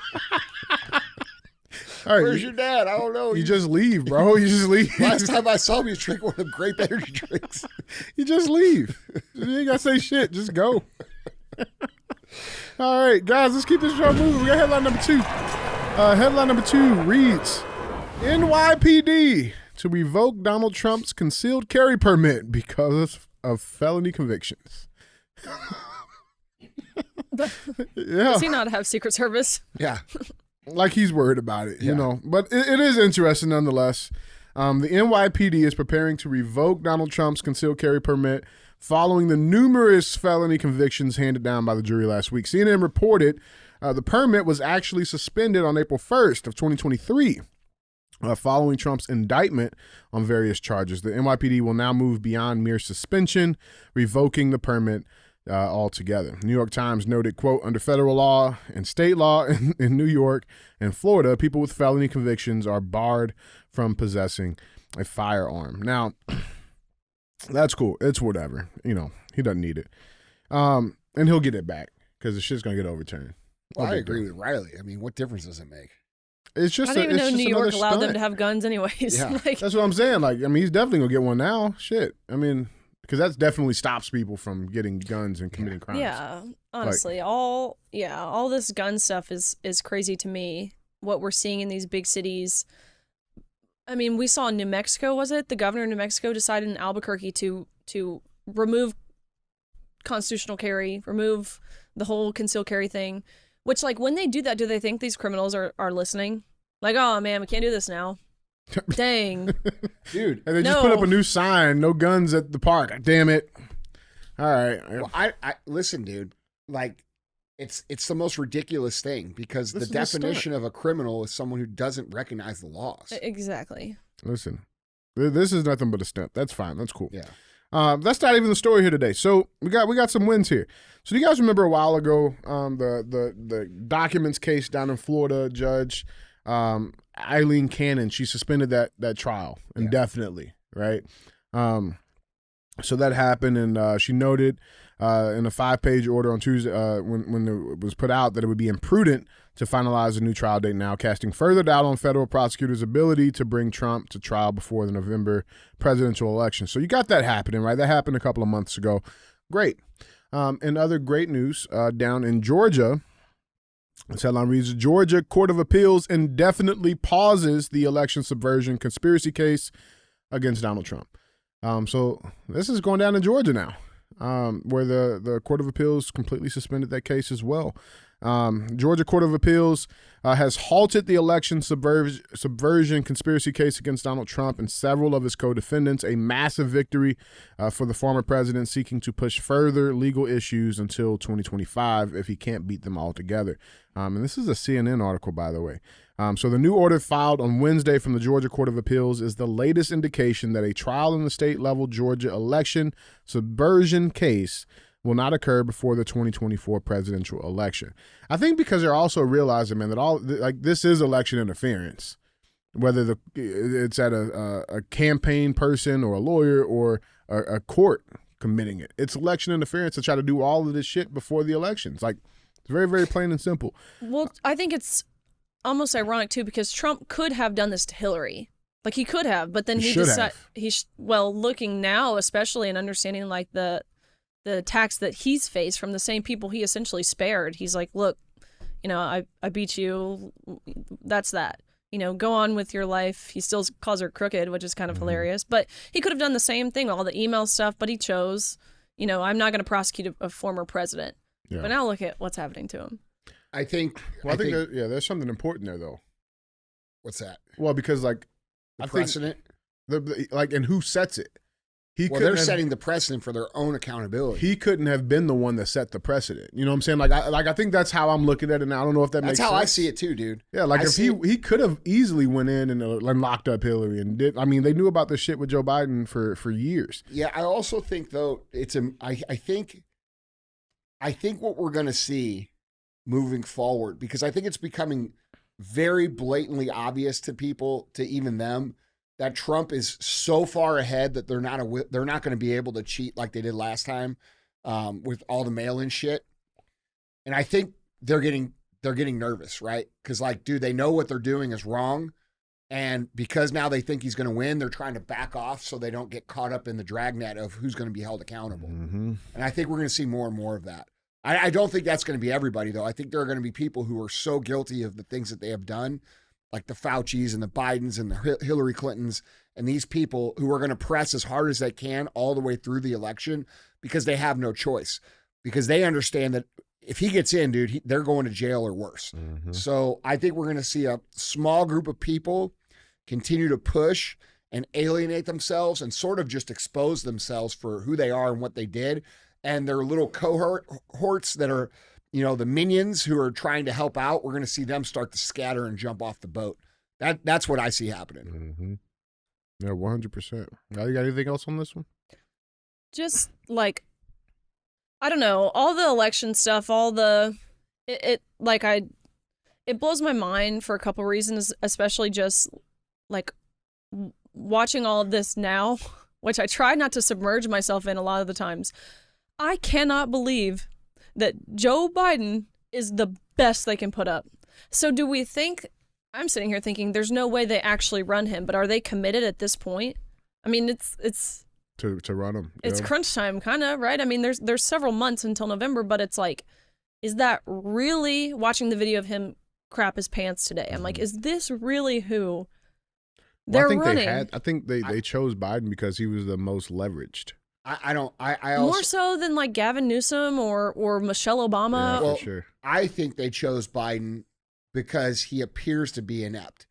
And I think they needed someone all right, think about like this. Well, plus we know it's not actually Biden. That's right. So think about like this, like Newsom, right? Everybody knows that Newsom's pretty sharp.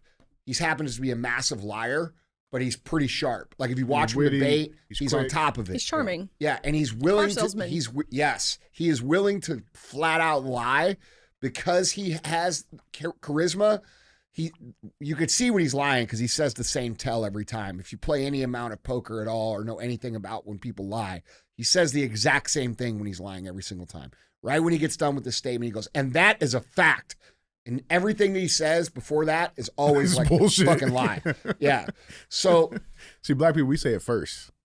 And then we lie. Well, look, what happened was. Here's the point though. So if you had Gavin Newsom as president right now, and he came in on day one and signed 17 executive orders, and he opened the border and he shut down the oil and he did all these things that Biden did, nobody would be saying, God, he's so stupid. It would give their position away. They would be saying, look how evil this guy is. Look how criminal he is. He's a communist. But because Joe Biden is this decrepit old crusty dude, it's easy to say, look how stupid he is. He's just stupid. And that alleviates. That keeps everybody thinking that he's just dumb instead of realizing that he's actually, this is all on purpose. You know, when he goes out there and he says the economy's great, it is great for them. It's going exactly the way they want it. That's what people do not understand. So that's true. Yeah, Gavin Newsom does. He looks like a villain out of like a Marvel movie. Looks like a douchebag. And if we had spent the last 3.5 years dealing with Gavin Newsom doing these things, we would have already had a revolt. It'd be different. Yeah. That's true. Yeah, that's a great. Instead, point, we're man. just watching elder abuse, That's and that's right. how it feels. Like it feels like we're watching Yeah. this poor old man, this decrepit, senile old man, just kind of get touted along. But in reality, he's the perfect fall guy for all their destruction. One. And especially with all the bullshit that he has with this corruption shit. And you also got to think of it from his point of view too, bro. That guy's always wanted to be president. Like that's his whole thing of his whole life. So he's an eager participant because he thinks that, you know, he's going to have his name up on the wall and he's going to be celebrated. Bro, he's going to go down in history as a fucking traitor. Yeah. Because these people put him in position. He deconstructed the country. He hurt everybody in the country outside of the top 10 business people in the whole country that own everything. You know, the BlackRocks, the fucking Googles, the Amazons and shit. I mean, dude, that's you know. I like the. Have you guys seen the Trump the videos that Trump's pushes out, the nursing home videos of Biden? The who? The nursing home videos. No. Oh, bro, they're great. They're great. I don't have one. I don't know why I brought it up, but you should watch them sometime. We'll see that trophy I gave you. That wasn't a joke. It's coming home. It wasn't a joke. It's coming home where it belongs. It's fucked up. Guys, jump in on this conversation. Hey, it's white supremacy. That's what it is. JJ, hey, I see what you're saying, bro. Guys, jump in on this conversation. He told you to check me out for all the black people. Oh, God. Guys, jumping down in the conversation. Let us know what you guys think. With that being said, let's get our third and final headline in. Let's talk about the border a little bit. We haven't hit this topic in a minute. You better look under the hood. Which hood? You don't know these days. We got to talk about the border a little bit, man. We haven't visited this topic on CTI in a minute, because quite frankly, there hasn't been that many updates with it. You know, people have come through our fucking border illegally, right? Very, very plain and simple. But there's been some interesting updates here. So let's dive into this headline number 3. Border agents begin turning back migrants under new Biden restrictions. Now, I think on the surface, it sounds good, right? People would think this. Oh, see, he is doing something, but we got to dive into what's actually happening here. So let's do that. Article reads, U.S. agents Wednesday began turning back migrants along the border with Mexico under President Biden's new asylum restrictions, while administration officials sought to tamp down expectations for a sudden drop in illegal crossings. A day after the president declared an emergency at the border and issued a suspension of U.S. asylum protections, 2 administration officials told reporters that migrants who entered illegally from Mexico had been turned back. The officials, who spoke on the condition of anonymity, which, why would they do that? Why would you not want to? Well, that's what Riley said. They're cowards. Cowards. Underground rules set by the administration declined to say how many migrants were returned. It's like all of 2. Exactly. All 2 of them. Don't look at these 10,000 we just let go under the fence. Or the 20 million that are already here. Back. Or the 20 million that are already here. Forget that. But Biden's new measures impose restrictions on asylum as long as illegal boarding crossings remain above an average of 1,500 per day. The official said it was too soon to gauge whether the restrictions would have a deterrent effect on migrants seeking to enter the U.S. illegally, and they acknowledged limitations in detention space and deportation capacity would blunt their ability to apply the restrictions. One official said the administration will increase efforts during the initial weeks of the new restrictions to take advantage of Biden's measures, but cautioned that the effect on crossings remain to be seen. Now, here's the interesting thing. So Biden officials say that they have increased the numbers of migrants being deported or returned to Mexico to the highest levels in a decade and plan to ramp up flights in the coming weeks. U.S. Immigration and Customs Enforcement operates about 5 to 7 deportation flights per day, primarily to Central America and other nations in the Western Hemisphere. Those flights typically carry about 100 to 120 deportees. Now, the flights require significant planning and coordination in addition to their costs. Now, I don't even care about how many are going. I want to know who's going. That's the important question that we need to be asking here because they're not, I think they're sending away the good ones because they're definitely not sending back the bad ones, like the ones that keep killing Americans and attacking innocent Americans all over our country. They're not sending those guys back. They're still here, right? The migrants that are attacking and beating up our police officers all across the country or killing young innocent Americans on college near college campuses. They're not sending those guys back. They're still here. So who exactly are they sending back? We don't know. But I think I have a good idea.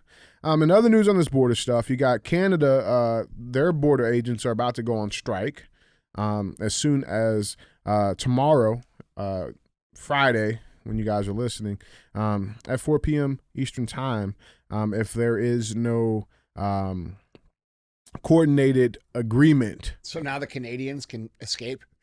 Escape. That was good. Yeah, I know. That was good.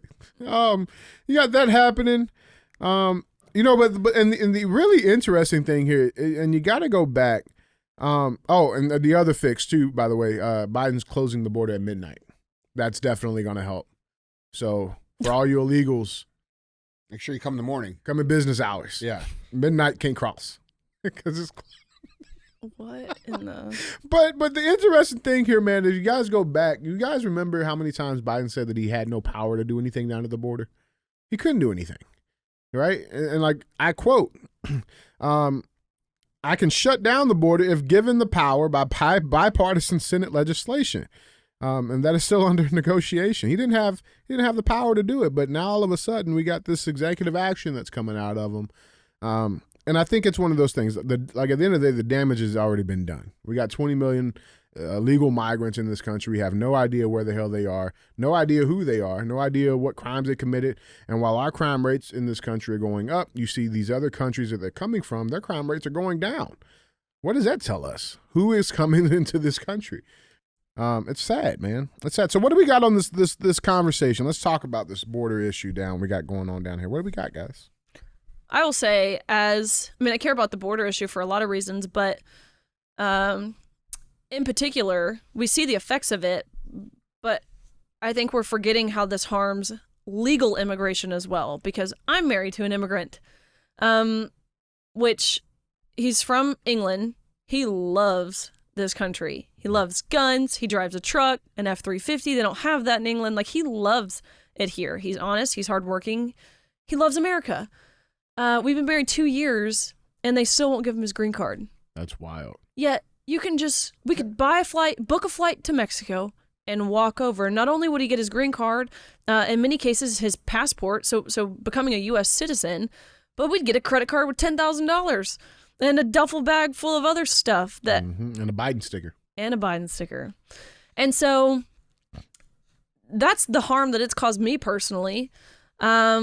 it makes travel harder. It makes him working harder. He works in construction. But it makes all of that harder because you have to have sponsors and different things. And it's just beyond frustrating. We just got a letter from immigration saying that the reason they won't give him his green card is because he hasn't submitted his COVID vaccination records. I'm like, the CDC has at this point said that the masks don't work. Fauci's even said there's no really scientific backing between the mask or the vaccines. They just kind of had to do what they had to do. And it's just... That's fucked up. Yeah. But he's really cute, and he's got this, like, awesome British country accent living in Nashville. Is he starting to pick up a Nashville twang? Well, working in construction, you're either dealing with rednecks who don't have any education past 5th grade, or you're dealing with illegal immigrants who don't understand the Queen's English. Right. And so he's had to, his accent has evolved, and I take full credit. That's awesome. It rocks. Madat's a legal immigrant as well. How does that make you feel seeing all this shit? After all the stuff you had to do?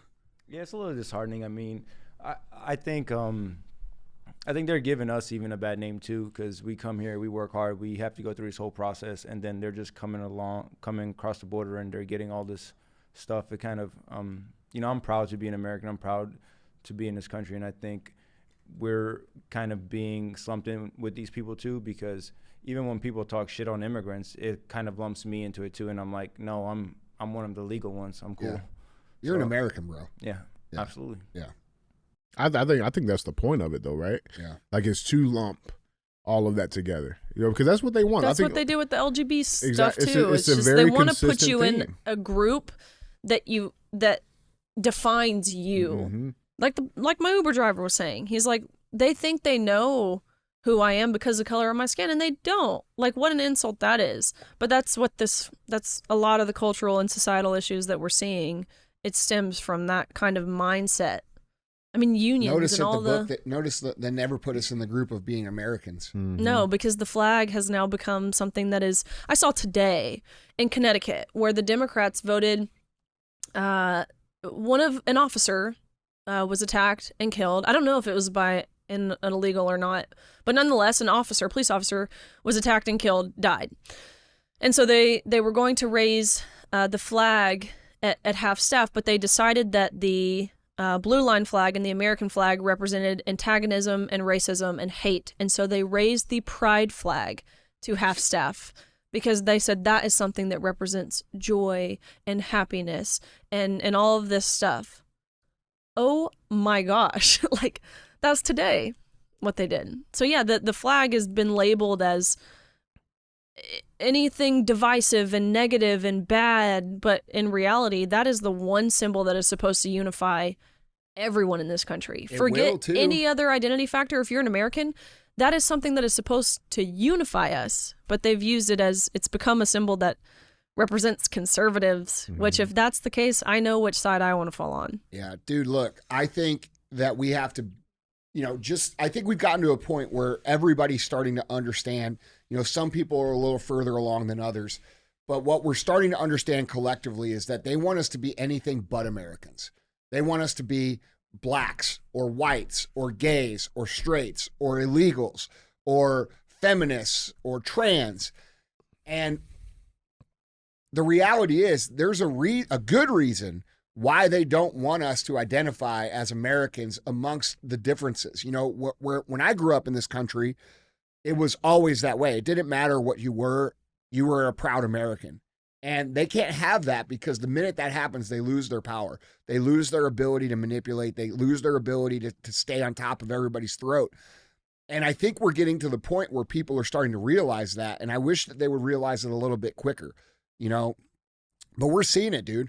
We're seeing the Black America wake up. We're saying and say, hey, I'm not Black American. I'm fucking American.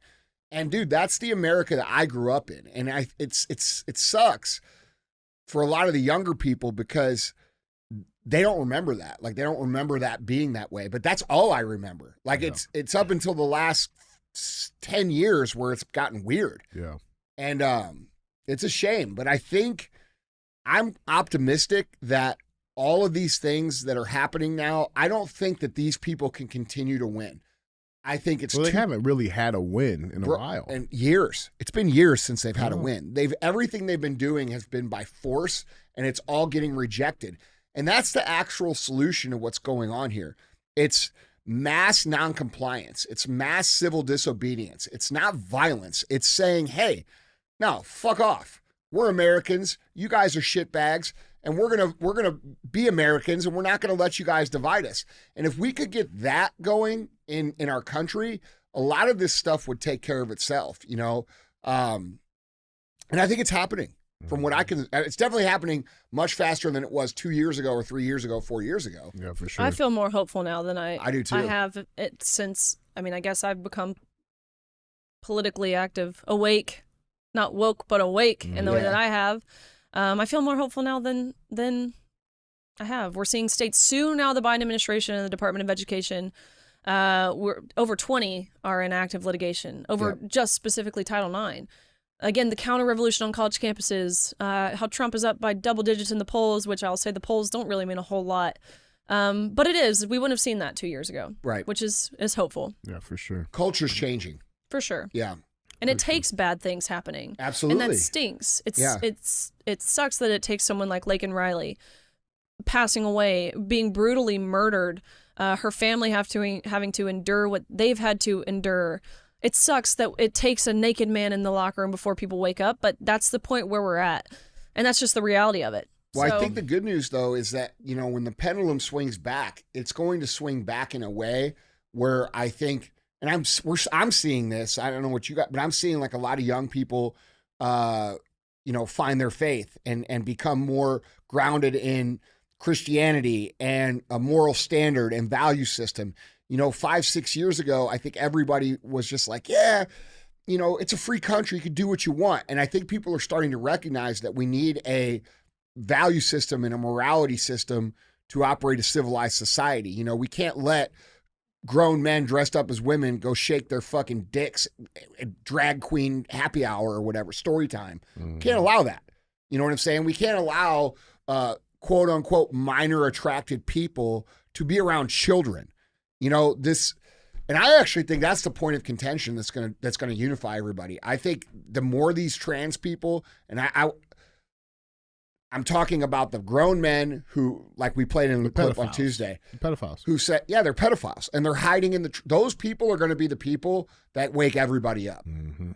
Yeah, 100%, man. Guys, jump in this conversation. Let us know what your guys' thoughts are down in the comments. Let us know. With that being said, let's get our final segment of the show. Thumbs up or dumb as fuck. So this is where we bring a headline up. We talk about it. It'll get one of those two options. So with that being said, we gotta do a follow-up, man, because this story is actually pretty wild. Our thumbs up or dumb as fuck headline reads, infamous Zoom driver who went viral for logging into virtual court hearing from his car is jailed again as saga of his suspended license takes another dramatic turn. This is wild, bro. This is crazy.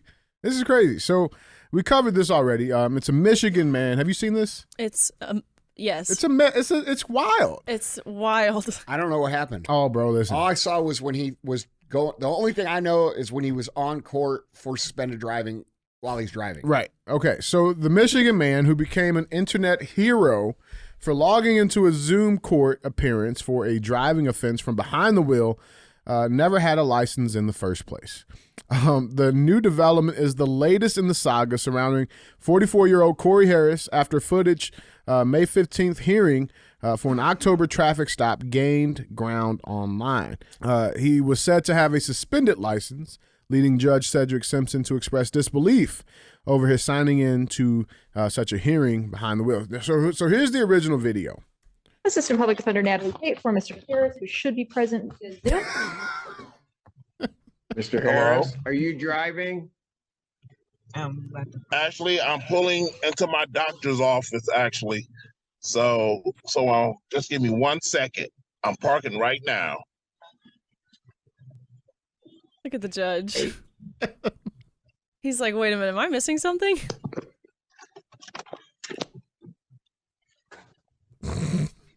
You stationary? You got some I'm good pulling reverse in skills. right now at this second. Yes, I am. All right. What are we doing?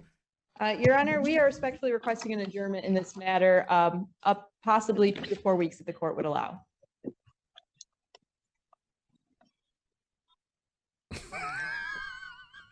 Okay. So maybe I don't understand something.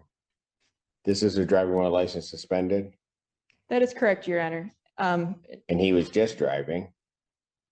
And Bro, they're all laughing at He the didn't have a prosecutor's license. table. I didn't even see that. He's like, what am I missing? Like, am I missing something? Is with the charges, Your Honor, yes. no, I'm looking at his Yes. record. He doesn't have a license. He's suspended and he's just driving. That is correct, Your Honor.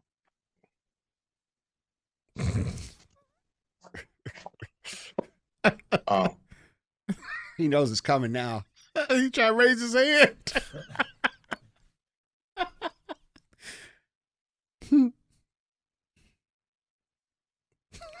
He is sweating bullets.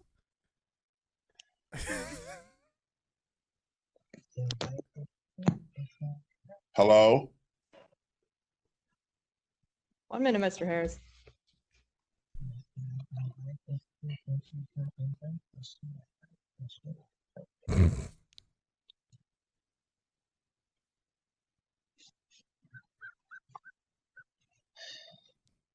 I don't even know why he would do that. So defendant's bond is revoked in this matter. Defendant is to turn himself into the Washington County Jail by 6 p.m. today. Failure to turn himself in will result in a bench warrant with no bond.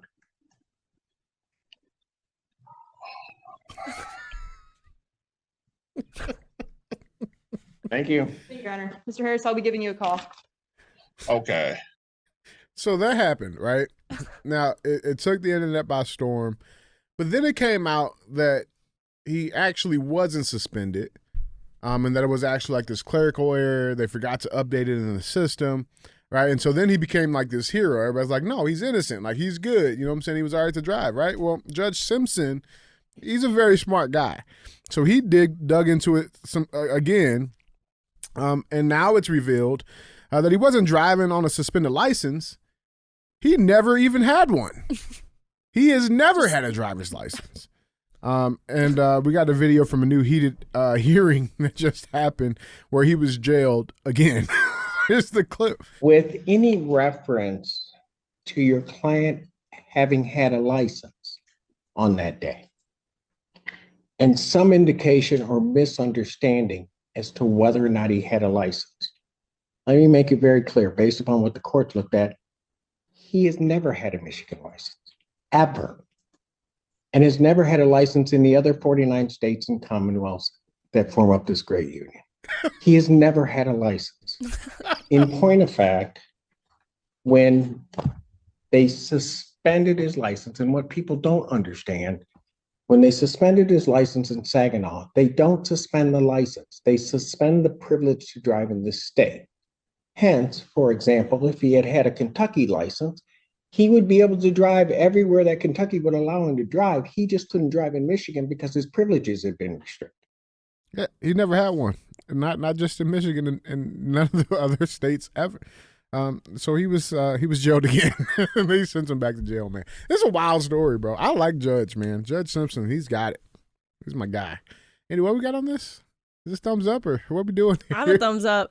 I think it's a little bit of, I mean, it's comical, and there's so much in our world that has a lot of gravity and weight, and it makes you just feel hopeless. But this was good to me. I liked it. Look at him wearing his "Trust Me" shirt I like too. the shirt. Trust me. Yeah. Dude, this guy don't seem like the sharpest tool, man. No. You know what I'm saying? Like, he seems surprised. He probably surprised he didn't have a license. Maybe he didn't know. Hey, DJ. He did have an ID, though. He had an ID. I was just going to ask. I know you were about to go. I felt you coming. Maybe they got a point. He had an ID. He just didn't have a driver's license. That poor guy. Yeah, man. Judge Simpson, man. We should get him on the show. Yeah. I'm sure he's got some crazy do it. stories, bro. I don't know if it's him or somebody, like, but they stream all of his court hearings, bro. And like he is a legend. firecracker. He should just let us stream while he's doing court and commentary. I'm sure we can set it up. Commentary. Everything's allowed nowadays. So that's true. Why wouldn't it be allowed? This is true. So thumbs up on this? Sure. I'll give it a thumbs up. Sweet. Well, guys, Andy Riley, that's all I got. Riley, thanks so much for stopping through and doing the show. No, I appreciate you guys. Super cool. What you've built and developed is unique. It's rare. It's just like, it makes me want to be a better person. Of course, being at HQ here, seeing everything you guys have, it's the people you guys even are anchored by. They're anchors. It makes me want to be a better person. So it's really cool and just a privilege to be on with you guys. So thank you. Well, thank you. And that's mutual, man. You're doing good work. You're standing up for what's right. And that's very rare. So we're big fans of you as well. So well, thank you. Yeah, definitely feel free to stop on the show anytime you want. Yeah, let's go race in a pool when you build it. Yeah. Could have raced DJ. I'm a great swimmer. I got a pretty good backstroke. Yeah, it's all right. Is there any way that people can support? You got any initiatives, things you got going on right now? Yeah. I actually just wrote a book. It's called Swimming Against the Current, Fighting for Common Sense in a World That's Lost Its Mind. Just came out last month. Just found out it's on the national bestseller list, so super exciting stuff there. I've got a podcast. It is called Gains for Girls. It's through Outkick, so we're doing awesome work there. You can follow me on X. It's Riley_Gains_.